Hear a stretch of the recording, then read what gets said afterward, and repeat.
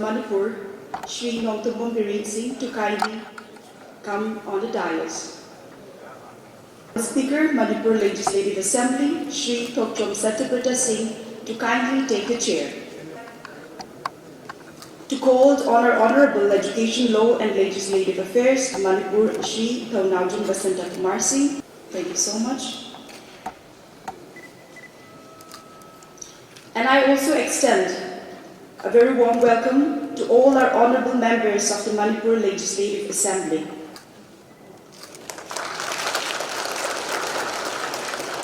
Law and Legislative Affairs, Manipur, Shri Thonaujan Basanta Kumar Singh.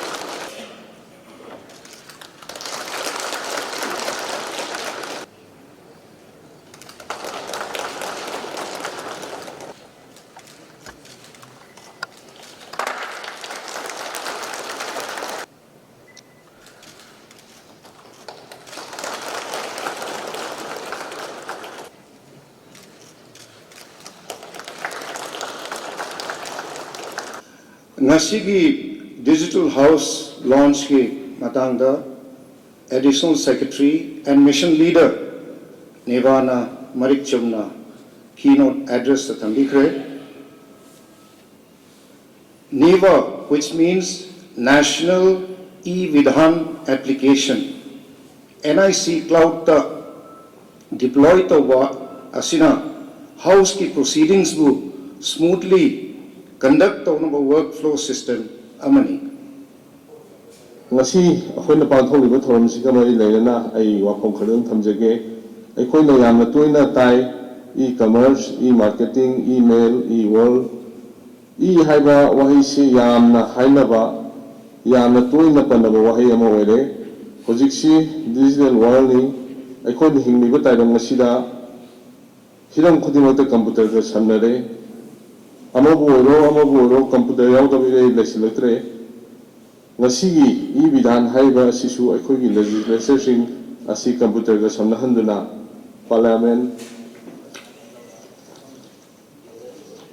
Amadi Bharat Pumba State Legislation Gasamnahanaba, Pandam Thambadu, Mission Mode Project Amani. Masina Bharat Namu Katanatana Malengi, Ate Ato Pamapam Singasu Sanahan Gadoribani. Masi project asi Digital India ki saruk amani India si Digital India hai na ohenaba adugumba Prime Minister ki Shri Narendra Modi ki manglan adugi maru saruk amani paperless parliament hai na hongliba ising nusitagi phibam ai ngasai khal kaithariba mayam si yenglurga u wayan that laga sema masing yam khabase changsing Malayanda Lariba legislation in Nariba Asi, Tom Manaba Chanchilapa, Achobo Kongtang Amagi, Achobo Saruk Amasuni. Dynamic and visionary leaders, Honorable Prime Minister Modi ji. Now everyone has come to know where is India and where was India. Honorable Prime Minister Modi ji ne lacting ki mamang 2014 ki mamang da India cry de lerami aduga Honorable Prime Minister Modi ji ne la matung da India cry de leri asi practically akoi na loina mit na ure world economy da 11% da leram matung asi akoi 5th position da lai and we are targeting to get the 3rd position in the coming next 5 years under his leadership. Nasigi, the government of India Masigi launched the right policy to transform India into a digitally empowered society and a knowledge economy. Honorable PM gi magi makhada. Adaga ida government na Masigi damokta koi 44 mission mode project identified to buni national e-Vidhan application haidana tarukana adugi manu any NeVA haiba kujaina panjaki national e-Vidhan application asi one of the 44 mission mode projects MLP ki makhasida paperless assembly, the electronics ki facilitate together legislative kamari lainabo assembly kamari lainabo wa khuding makta sai honorable speaker na so habi kitwa even yumda phammiba lairiba praja sing sai su sing mon pang sing so dum download torokana kari kari no assembly the thoi base tauri base tagodori base base dum line khangma ngam aduna masi ki honorable prime minister modi ji na masi hokdok pagi ya maru ba manam si more transparent oina na ba accessible oina na ba accountable oina na ba effective and in promoting democracy si pandam ahum mari stani mana honorable prime minister na masi ki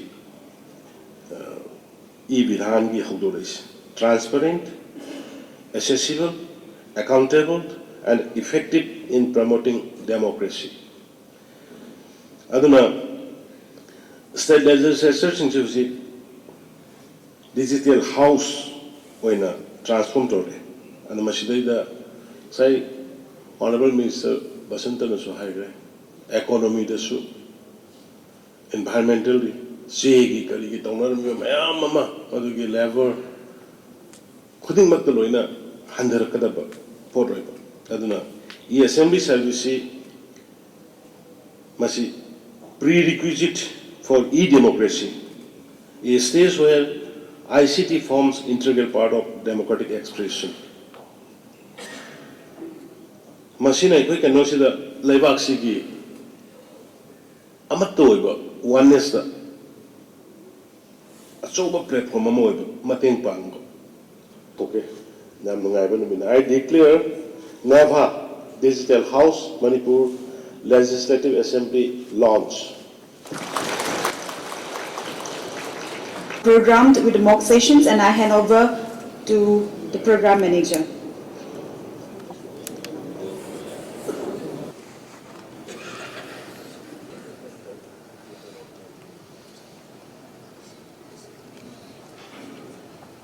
My question and answer types 8 web applications on public portal. And the best feature of this application, we are tilt this page by clicking or flipping the book. You will find the agenda in details, event wise event.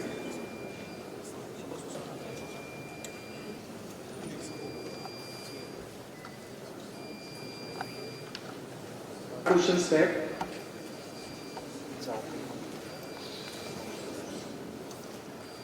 All the left. Suppose assembly wants to disburse any